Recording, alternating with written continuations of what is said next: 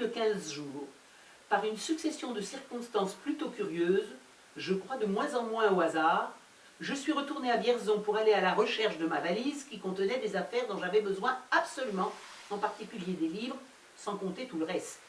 J'avais écrit au chef de gare de Vierzon, mais sans obtenir de réponse. Tout allait comme à souhait lorsque 2 Allemands sont entrés dans la pièce de douane allemande où je me trouvais, et revenant d'un camp de concentration en zone libre, se sont mis à maltraiter la France en paroles. J'ai fini par riposter, et tu devines le reste. Sans cet incident, je reprenais le train le soir ou le lendemain. Ils m'ont donné 6 semaines, qu'ils ont réduit à 5. Cela fait que je sortirai d'ici le 5 juillet.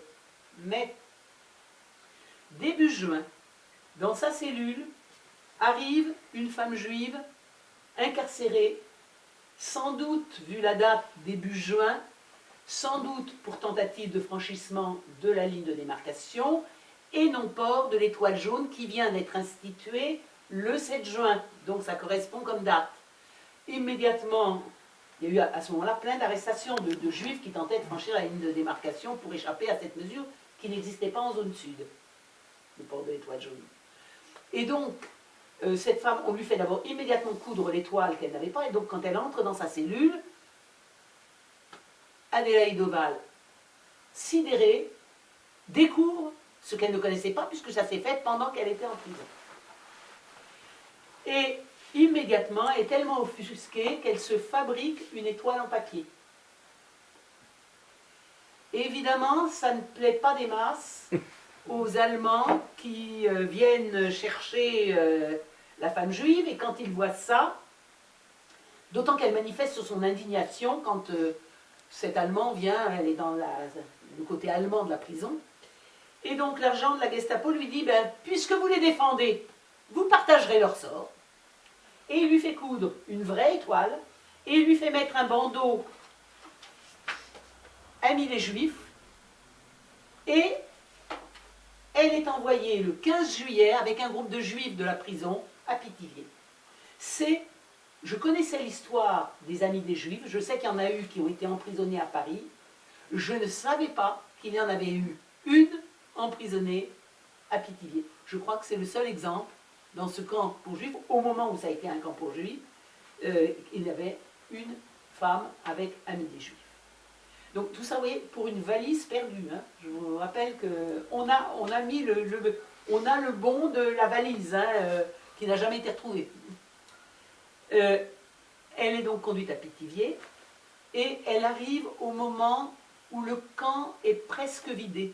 Il y avait à Pithiviers des Juifs, hommes, essentiellement, qui avaient été arrêtés le 14 mai 41, un an avant, et qui venaient, parce que c'était l'application de la fameuse solution finale, déjà décidée depuis longtemps, mais organisée à Wannsee en janvier 1942, et on mettait ça en application au printemps 42 en France. Et là, le camp de Pithiviers commence à être vidé, et les Juifs qui y étaient depuis un an sont envoyés en plusieurs convois à Auschwitz, et ça fait de la place dans le camp. Et ça fait de la place dans le camp, pourquoi? Eh bien, pour ceux qui vont être arrêtés lors de la rafle du Veldiv, ou pour d'autres qui vont être arrêtés dans le sud un peu après. Car les 16 et 17 juillet, donc elle arrive à Pithiviers le 15 juillet. Le lendemain et sur le lendemain, 16 et 17 juillet, à Paris, a lieu la rafle de 13 000 juifs étrangers, non plus seulement des hommes comme un an avant, mais familles, et donc davantage de femmes et d'enfants que d'hommes, puisque les hommes souvent avaient été raflés ou arrêtés l'année d'avant.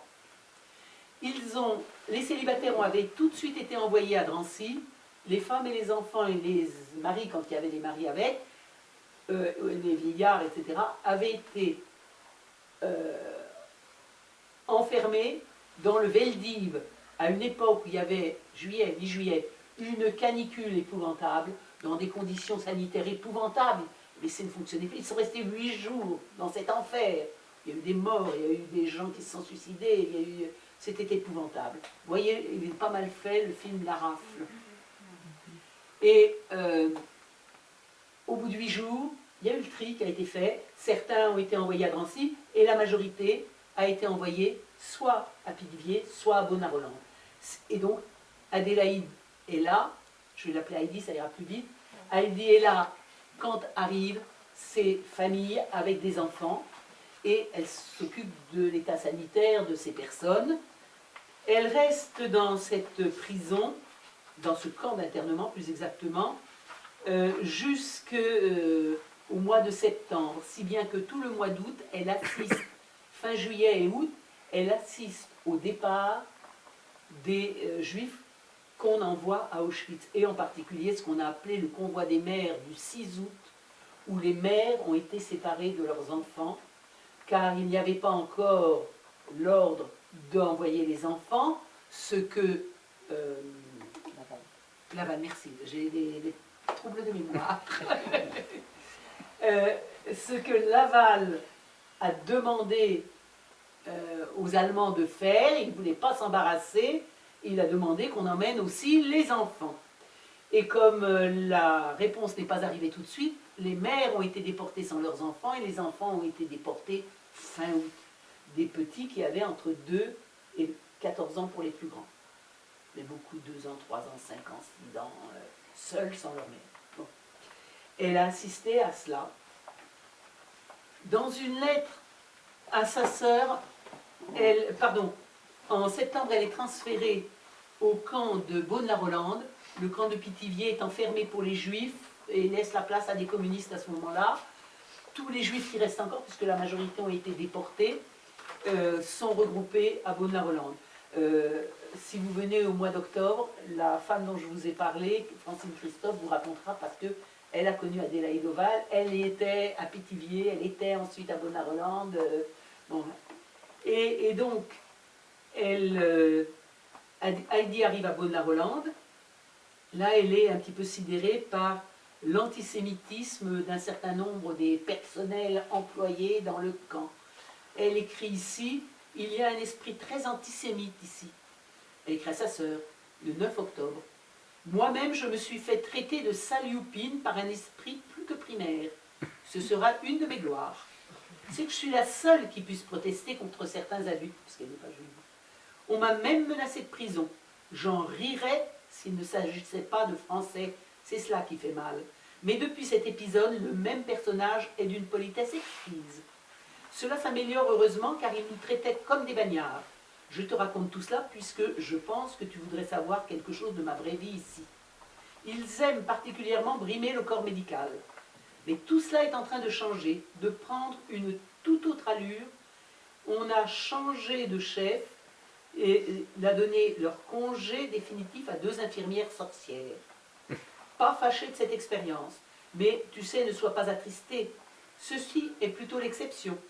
Le plus souvent, nous rencontrons de la sympathie au sens étymologique et j'ai vu pleurer plus d'un gendarme. Je me demande toujours ce que les Allemands veulent faire de moi. Tous les autres cas ont été libérés le 1er septembre. Moi, j'ai toujours été seul de mon espèce à Pithiviers et ici. Pense-t-il que le traitement serait ainsi plus efficace? Et le 5 septembre, alors qu'elle est donc le 5 novembre, pardon, alors qu'elle est à Pithiviers depuis le mois de septembre, elle est de nouveau transférée, cette fois au quartier allemand de la prison d'Orléans, où elle est jugée.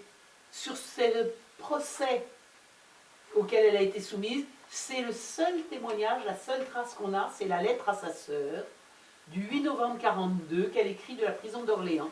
« As-tu reçu ma lettre d'ici le 6 novembre? Je t'y disais que j'avais été transférée ici. Je ne savais pas pour quelle raison. Mes soupçons se confirment. C'est pour demain ou après-demain. Le départ, ou au moins le début d'un départ lointain. On dit Paris, mais cela doit être Drancy ou Compiègne comme première étape. Il fallait justifier leur projet car il n'y a pas eu d'autre incident depuis. C'est pourquoi ils m'ont fait un simili-jugement. J'ai été modérée bien que conséquente. Eux, ils ont été âpres. Il fallait pour leur cause qu'ils soient âpres. Ils m'ont accusée d'être militante, d'avoir passé à Vichy après mon retour d'Alsace, ce qui est faux. Ils m'ont demandé si j'avais été du Front populaire. Ayant répondu que je n'avais jamais fait partie d'aucun parti, ils ont répliqué « Évidemment, puisque vous êtes anarchiste. » Je n'ai pas pu m'empêcher de rire à cette conclusion pour le moins inattendue. J'avoue ne pas comprendre pourquoi il me faudrait aller là-bas mais si c'est le chemin. Mais le miracle peut se produire encore, on peut aussi se tromper. Quoiqu'il y ait eu des signes précurseurs, on est venu me prendre le peu d'argent qui me restait encore, on a réclamé les papiers, les ciseaux, et au moment de la fouille, il ne vous laisse rien, même pas d'aiguille. Si cela se réalise, je n'aurai plus de vos nouvelles, et vous pas des miennes, que vos lettres vont me manquer. Pardonnez-moi d'être dans les soucis à cause de moi. Gardez-vous bien vous-même. Le 15 novembre, elle est, cette fois, donc elle est restée une dizaine de jours à Orléans, où on lui a fait ce procès. Le 15 novembre, elle est bien transférée, comme elle s'y attendait, mais à Romainville, au fort de Romainville, où se trouvent des déportées femmes résistantes. Et elle y reste du 15 novembre au 23 janvier, donc ça fait 2 mois, quand les femmes de Romainville sont à leur tour déportées, en passant par Compiègne, et le 24 janvier, 230 de ces femmes de Romainville transférées montent dans un train, dans les 2 derniers wagons. Le reste du train est un train de déportés hommes. En Allemagne, le train se scinde en 2. Les hommes vont vers Sachsenhausen et les femmes continuent et elles vont à Birkenau, à Auschwitz-Birkenau. Dans ce convoi de 230 femmes, plusieurs étaient soit déjà célèbres, soit le sont devenus après. Il y avait Marie-Claude Vaillant-Couturier dans ce convoi, il y avait Danielle Casanova, et il y avait aussi, elle c'est après la guerre qu'elle est devenue célèbre, Charlotte Delbo, qui était la secrétaire de Louis Jouvet et qui a écrit des livres magnifiques sur la déportation, si on peut parler de beauté. Je vous recommande vraiment de lire « Aucun de vous ne reviendra si vous n'avez pas lu ». C'est un petit livre, son témoignage, c'est, je crois, un des meilleurs qui soit. C'est le premier convoi de femmes déportées de France. Il n'a pas été envoyé à Ravensbrück, qui était le camp des femmes, mais à Auschwitz. En fait, alors Auschwitz, c'est tout un complexe. Il y a une quarantaine de camps. Un camp central, qui n'est pas le lieu le plus grand d'ailleurs, une caserne ancienne, enfin une ancienne caserne transformée en camp de concentration, je dirais Auschwitz 1. Et puis à 3 km de là, celui qui est devenu par la suite sans doute le plus célèbre, le camp de Birkenau, qui est en pleine construction. Il a commencé en 1941. C'est un marécage, c'est des bâtiments construits à la va-vite, il n'y a pas d'eau potable, il n'y a rien. C'est à Birkenau qu'il y a un camp de femmes qui vient d'être créé. Et c'est là, dans ce camp particulièrement dur, bien plus dur qu'Auschwitz 1. C'est là que ces 230 femmes sont affectées. Alors, en cours de route, j'ai oublié de dire que ces femmes ont pu faire passer par des fentes du train des lettres pour leur famille, tant qu'elles étaient encore en France. Et c'était l'habitude d'ailleurs des déportés de tous les convois, où qu'ils aillent, ça se faisait.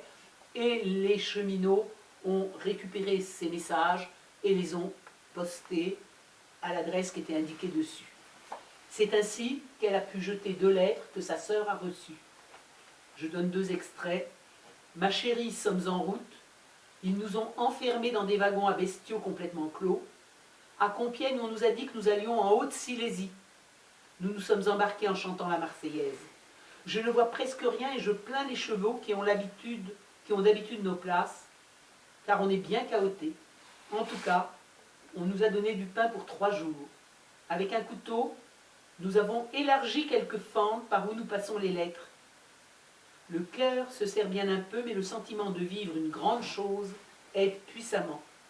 On ira jusqu'au bout s'il le faut. Si Dieu le veut, nous reviendrons. De toute mon âme à vous. » Et c'est en chantant la Marseillaise, à la grande surprise des autres femmes d'autres nationalités qui étaient déjà internées dans le camp, c'est à Birkenau aussi que se trouvent les chambres à gaz, au bout du camp de Birkenau, que se trouvent les chambres à gaz, avec les fumées qui montent et que les femmes dans Birkenau voient. Et donc c'est en chantant la Marseillaise que les 230 femmes entrent le 27 janvier à Birkenau. Elles sont très rapidement tatouées d'un numéro matricule qui, pour ces 230 femmes, commence toutes par le numéro 31 000, d'où le surnom qu'on leur donne, les 31 000. Elle-même a le numéro 31 802. Il n'y a qu'à Auschwitz, il y a souvent une erreur là-dessus, il n'y a qu'à Auschwitz qu'il y a eu tatouage des numéros sur les bras, pas ailleurs. Alors, elle est d'abord affectée, en tant que médecin, à l'infirmerie, ce que les Allemands, enfin les concentrationnaires, appellent le Revire, l'infirmerie du camp des femmes. Alors, il y a plusieurs blocs qui servent d'infirmerie. Dans le bloc où se trouvent des Allemandes, selon la terminologie nazie, ariennes, qui sont en général des droits communs, des prostituées, des voleuses, des criminels, etc., que l'on reconnaît au triangle, car il y avait des signes distinctifs. Les droits communs, suivant le cas, avaient un triangle vert ou noir. Et dans ses mémoires après-guerre, au retour, elle a écrit « Je suis affectée comme médecin au bloc des Allemandes. Toutes, depuis la chef de bloc, la presque totalité du personnel infirmier, jusqu'aux malades, sont presque exclusivement des triangles noirs ou verts. La direction du camp a estimé qu'il était absolument exclu de mêler la lie du peuple allemand à des étrangers pourris quels qu'ils soient. Aussi comprend-on fort bien qu'une Française de la race négroïde, entre guillemets, écrit-elle, détonne dans un milieu aussi sélect. Injures, menaces non déguisées, orions, remarques méprisantes pleuvent au début sur moi. Des femmes devenues folles sont parquées dans un tout petit réduit. C'est infernal. On me charge de les examiner. Je m'arrange bien sûr pour faire des diagnostics inoffensifs, car je ne sais que trop quelles sont leurs intentions. Mais les ordres précisent que les conclusions doivent se terminer par « est incapable de travailler », ce qui signifie un arrêt de mort. Je n'ajoute pas cette phrase à la fin de mon compte-rendu. Première forme de sa résistance dans le camp. Malgré l'accueil provoquant de ces femmes quand elles arrivent, son attitude lui attire, justement, le fait qu'elle n'écrive jamais incapable de travailler, son attitude lui attire à la longue la sympathie de ses détenus, pourtant un peu agréable. Et son attitude, adoptée dès ses débuts dans un camp de concentration, sera permanente durant les plus de 2 ans qu'elle a passé à Birkenau puis à Ravensbrück. Ne jamais écrire, est incapable de travailler, ce qui vaudrait condamnation à mort. En mars 1943, donc ça fait un peu plus d'1 mois qu'elle est là, le médecin-chef de tout l'ensemble du complexe Auschwitz et annexe, le docteur Édouard Wirth, l'interpelle et lui demande de venir avec elle faire de la gynécologie. Alors, elle a bien entendu parler de quelque chose dans cette infirmerie de Birkenau, mais ce sont des rumeurs qui courent, elle ne sait pas exactement de quoi il s'agit, et donc elle est emmenée au camp Auschwitz I, qui est le camp des hommes, mais dans lequel un bloc, parce que c'est plus confortable, les médecins ont obtenu que ce soit dans ce camp qu'ils aient un bloc qui leur soit réservé. Et donc, il y a dans ce camp un bloc, le bloc numéro 10, qui est réservé à des femmes juives de différentes nationalités, des femmes cobayes, qui sont enfermées pour des expériences pseudo-médicales. Elles sont au nombre, ça a varié, mais elles sont au nombre en général de 400 à 500 dans ce bloc où elles sont soumises à différentes expériences en lien avec la stérilisation, différents modèles de formes de stérilisation selon le médecin auquel elles ont été affectées, attribuées. La marchandise, oui. On les a du bétail, on les a attribuées à tel ou tel médecin qui demandait son lot de cobayes. Dans ce bloc, Adélaïde Oval s'efforce de soigner réellement ces femmes, de les protéger autant qu'elle peut, de leur donner des conseils. Elle refuse de déclarer les cas de femmes atteintes de typhus, ce qui vaudrait exécution, envoi à la chambre à gaz immédiate. Elle les fait rester dans le dortoir, dans un coin dortoir à l'étage où ne montent jamais les médecins nazis.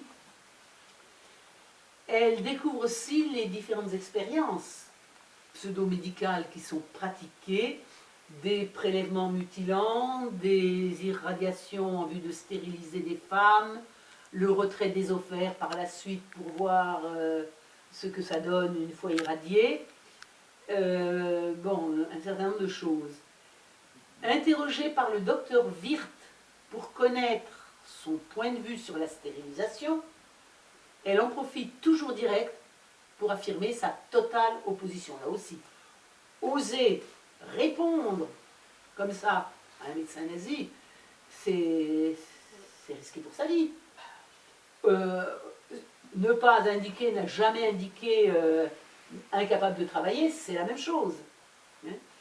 Et même, elle refuse, quand tel ou tel médecin lui demande sa participation à des opérations, d'y participer, sauf la première fois où elle est prise de court et où elle pratique une anesthésie. Mais par la suite, elle refuse de pratiquer les anesthésies. Alors, c'est un médecin juif interné qui est chargé d'une partie de ces opérations. Et comme elle a refusé, c'est lui qui la dénonce au médecin-chef. On a eu un récit de son entrevue avec le docteur Wirth à la suite de ce refus, quand elle a été dénoncée, parce qu'elle s'en est entretenue avec un journaliste lui-même résistant dans le journal L'Express en mai 1964. On a cette interview qu'on publie aussi. Wirth, est-ce vrai que vous avez refusé d'aider aux opérations et de faire des narcoses, c'est-à-dire des anesthésies? Oui. Wirth, pourquoi? Parce que c'est contraire à mes convictions. Wirth, vous ne comprenez donc pas, lui dit-il, que ces gens sont différents de vous? Elle réplique, il y a beaucoup de gens ici qui sont différents de moi, à commencer par vous. Le docteur Oval revoit cette scène avec une parfaite clarté. Wirth assis derrière son bureau et 5 ou 6 SS armés dans la pièce. Devant témoin, en plus, elle veut s'opposer à un médecin nazi. Jean Rosenthal lui demande, quand vous lui avez fait cette réponse, n'aviez-vous pas pensé que vous alliez être abattu sur place? Et de sa petite voix sereine, oui, je me suis dit que c'était une possibilité qui n'était pas exclue. Et quelle a été la réaction de Wirth? Oh, il n'en a eu aucune. Il n'a rien dit. Vous savez, je suis spécialiste en psychiatrie et souvent le comportement des Allemands m'a rappelé les attitudes psychologiques de certains arriérés. Au fond, ce sont des faibles qui cherchent toujours à dissimuler leur faiblesse sous des rêves de compensation. Et si on leur tient tête un peu, ils sont sans réaction, ils sont démontés. Alors, cette interview a eu lieu à la suite d'un procès dont je reparlerai après à Londres, et cette formule qu'elle a eue, il y a beaucoup de gens ici qui sont différents de moi, à commencer par vous, a été jugée, enfin, appréciée par le président du tribunal comme quelque chose d'exceptionnel comme réponse. En tout cas, ça, donc elle le raconte en 64. Cela, dans l'immédiat, en 1942, lui vaut un retour à Birkenau en août, en 43, pardon, lui vaut un retour à Birkenau durant le mois d'août 1943, vraisemblablement en vue de l'envoi à la chambre à gaz d'une élimination quelconque. Elle y échappe grâce à la protection d'une déportée, chef du Révire, une communiste allemande qui est là depuis que ce camp a ouvert à Birkenau, ce camp de femmes, qui s'appelle Aurelia Torgau, dite surnommée Orly. Orly lui conseille d'abord de céder aux médecins en ce qui concerne les expériences, et comme Adélaïde Oval refuse, elle lui donne un somnifère pour lui permettre d'échapper. On ne sait pas, elle n'a jamais raconté, elle ne sait peut-être pas trop elle-même ce qui s'est passé. Sans doute a-t-elle été mise avec les typhiques dans un bloc où ne vont pas les Allemands médecins. Et puis le temps a passé, et comme on devait avoir besoin d'elle comme médecin parlant allemand, non juive, donc au bout de quelques temps on a oublié ces écarts de langage vis-à-vis des médecins allemands. Et donc elle reprend ses fonctions ensuite de médecin à l'automne de 1943 à l'infirmerie des femmes de Birkenau. C'est alors qu'elle est sollicitée par un médecin dont vous connaîtrez alors le nom, le docteur Mengele, qui faisait lui des expériences sur les jumeaux. Là, c'était plus dans le but de faire disparaître la race inférieure en les empêchant de se reproduire, c'était au contraire faire une étude pour permettre à la race supérieure de se multiplier en sachant quel était le secret des jumeaux. Confrontée à Joseph Mengele, elle écrit au retour. D'abord, elle décrit le personnage. Elle dit de lui un détraqué, un dangereux, sans scrupules, jouant avec les existences humaines comme un chat avec les souris. Et puis elle parle de ce qui s'est passé. Quelque temps après mon retour du bloc 10, il me convoque pour me dire qu'il faut participer à ces atroces travaux sur les jumeaux. À ma question, cet ordre est-il définitif? Donc elle ose demander ça. Il répond, mes ordres sont toujours définitifs. Mais son entourage m'a fait savoir que dans la suite, il aurait dit, je ne peux pas la forcer à ce qu'elle ne veut pas faire. Alors, d'une façon générale, sur les médecins nazis, elle a donné aussi une appréciation dans ses écrits. Par la suite, bien sûr, certains de ces messieurs ne sont pas très forts en connaissances médicales. Il est relativement facile de leur faire prendre des vessies pour des lanternes. Comme par ailleurs, ils ne tiennent pas à ce qu'on s'aperçoive de leurs lacunes, ils laissent passer plus de choses qu'ils ne voudraient, mais ils se méfient beaucoup de nous. Et donc là, en effet, je reprends des extraits de témoignages lors de ce procès de Londres en 1964. 2 femmes médecins déportées également, affectées aussi au bloc 10, ont témoigné de qui était Adélaïde Oval, qu'elles ont croisé, qu'elles ont rencontré, avec qui elles ont parlé, de sa droiture et de sa force de conviction. Ainsi, la docteuresse polonaise Dorota Lorska a dit « Elle m'expliqua en médecin ce qui se passait dans le bloc 10. » Elle va venir prendre la suite. À la fin de l'entretien, elle me dit qu'il était impossible que nous sortions vivantes du camp. Les Allemands ne permettront pas aux gens qui savent ce qui se passe ici de reprendre contact avec le monde extérieur. Donc, pour le peu de temps que nous avons encore à vivre, la seule chose qui nous reste à faire est de nous comporter en êtres humains. Et une autre femme médecin tchèque, le docteur Alina Brevda, je remarquais qu'elle était une femme très grande, svelte, d'une immense dignité et d'une indiscutable autorité. J'appris qu'elle était chrétienne. Il était immédiatement apparent dans son regard tendre et rêveur qu'elle était également une idéaliste. Elle semblait appartenir à un monde tout différent. Une femme très calme, sereine, et comme on pouvait le ressentir, d'une très forte volonté. Elle se battrait et mourrait pour ce qu'elle croyait. Alors, Adélaïde Oval a assisté à Auschwitz comme à Ravensbrück, à ce qu'on appelait des sélections, faites le plus souvent pour éliminer les femmes affaiblies. Alors, il y a les sélections à l'arrivée des convois de juifs. Là, c'est pour envoyer presque tout le monde à la chambre à gaz et ne garder que quelques personnes jugées aptes à travailler. Mais il y a aussi dans les camps, et en particulier à Auschwitz, des sélections périodiques pour éliminer ceux ou celles qui ne sont plus en état de travailler. Pourquoi conserver des gens qui ne servent plus à rien? Donc, ce sont les médecins souvent qui sont chargés de participer à ces sélections. Mais les médecins nazis en premier. Mais enfin, ce sont les médecins déportés qui souvent leur présentent les personnes et qui doivent donner aussi un avis. Elle a toujours refusé de donner, dans ces cas-là, un avis négatif. Elle a raconté après son retour qu'alors, aussi, ça c'est un autre fait, après son retour, elle a raconté une histoire d'une sélection très particulière qui a eu lieu dans le bloc 10. 30 femmes ont été sélectionnées dans un but curieux, on n'aura pas dit pourquoi, mais on a pris leurs mesures. On sait aujourd'hui qu'elles étaient destinées à être envoyées à Strasbourg, où l'université était devenue une université allemande avec des professeurs et des nazis. Et en particulier la faculté de médecine, où il y avait un terrible médecin qui s'appelait le médecin Hirt, et qui avait décidé de conserver, entre guillemets, pour la science, la race